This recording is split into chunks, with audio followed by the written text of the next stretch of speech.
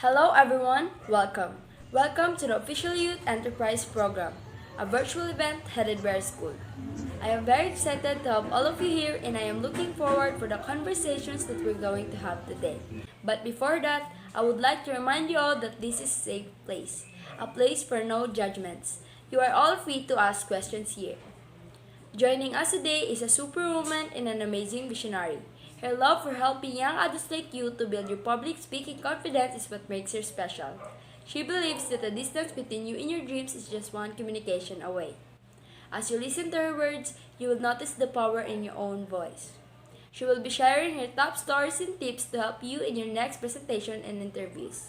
Let us welcome Ms. Juana Tabigny. Thank you very much, Miss Krisha, for that wonderful introduction. A pleasant good morning to all of us. I do hope that we're all doing fine just inside of our homes in this time of pandemic. Now, as you can see, this challenge to humanity may have a lot of changes in our lives, but think about this. What keeps us all connected and informed in these times of trials, even though we can't even face each other? One word: the word of communication. It enables us to connect, share, and express. Prove this statement to be true. Job interviews never stop. Audition never stop. School never stop. Now, reflect on yourself as a part of the youth, as a part of a group of people who are slowly edging closer to their dreams every single day. How significant is effective communication for your future careers? It shows a great significance, right? Now, I want to ask all of you, what hinders you from achieving effective communication? Anyone? Yes? Good morning, ma'am. I'm Alvin Sanchez, and I have always been troubled by my lack of trust when communicating. I always tend to feel so anxious whenever I feel as if the person that I'm talking to is like holding back or not being transparent enough and not telling me everything that has to be told. I would really appreciate it if you could give me some tips or give me some ways in order to fix this problem of mine. Thank you very much, Alvin. Trust issue in communication is needed something. Even I, myself, had experienced this. Yes, it is unhealthy for communication. But what everyone should know is this can be fixed. Try to communicate or encourage others to communicate with transparency. Be open. There is nothing wrong with being open, since the main goal of communication is to express, to share, and effectively receive. Being open is very good foundation for communication because it gives the listener an idea that you needed to give them full idea of what you can say about something. Thank you. Vin, anybody else? Yes? Hello, ma'am. I am Christian. I have this trouble of being known as a bad listener. I do admit it, because I, myself, have found out that whenever somebody's talking with me, I tend to lose track of what they were saying, and I usually find trouble keeping up with what they're talking about. I am feeling positive that this is the right place to share this, and to be able to give information to solve this. Very much, Christian. I really appreciate your enthusiasm for solving this trouble.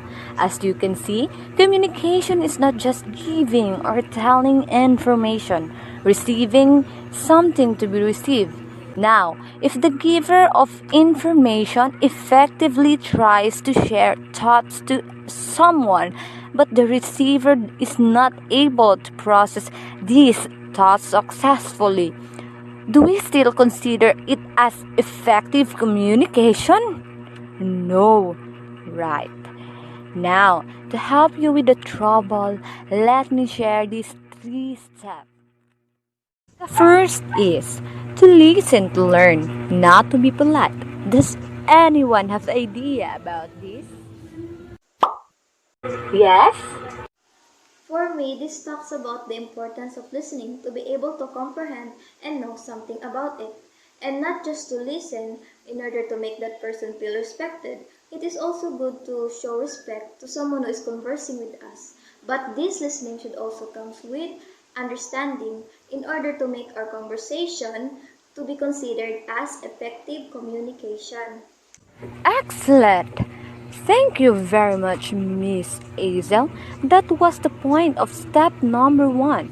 Listening should result to learning, not just to satisfaction of thoughts of being respected. Again, thank you very much, Miss Azel. Now, let's proceed to step two. Step number two. Repeat back what you heard. This step is very simple yet very effective. Whenever someone is talking to you, you should be able to repeat the thought of words into your head.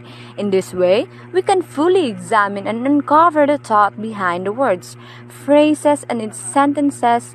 Now, the last step.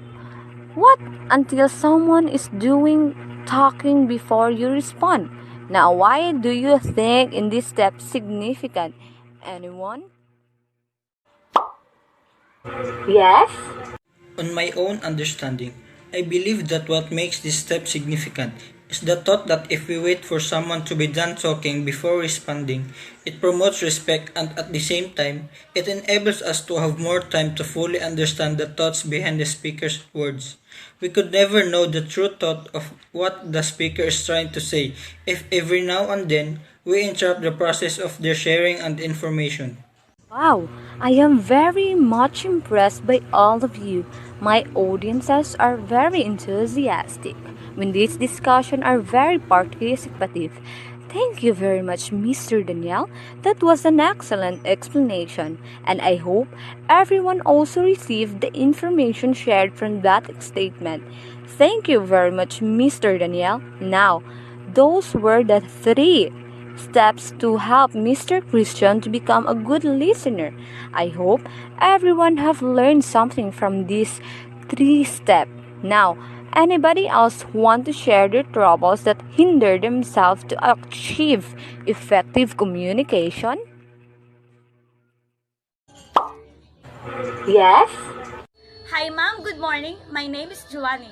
And since childhood, I've been facing the problem of stuttering.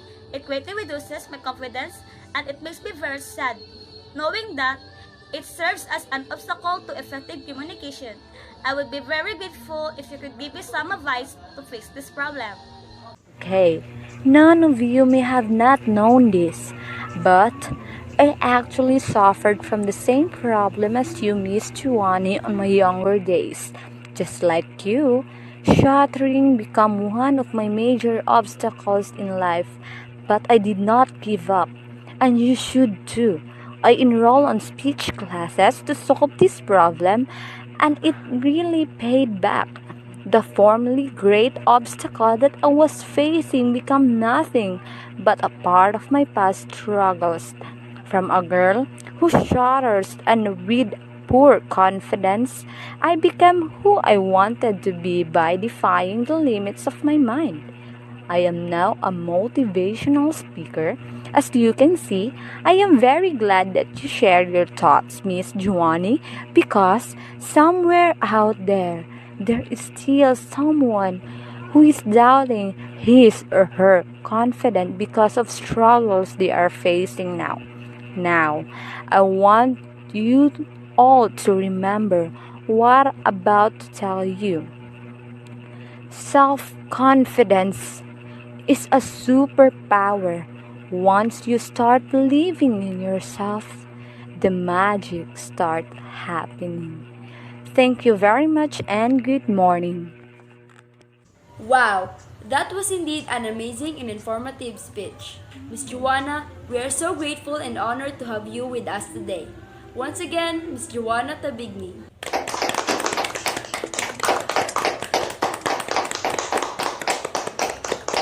I do hope everyone enjoyed and learned something from the speech. I am so looking forward for the next Youth Enterprise program next year. See you all and have a good day!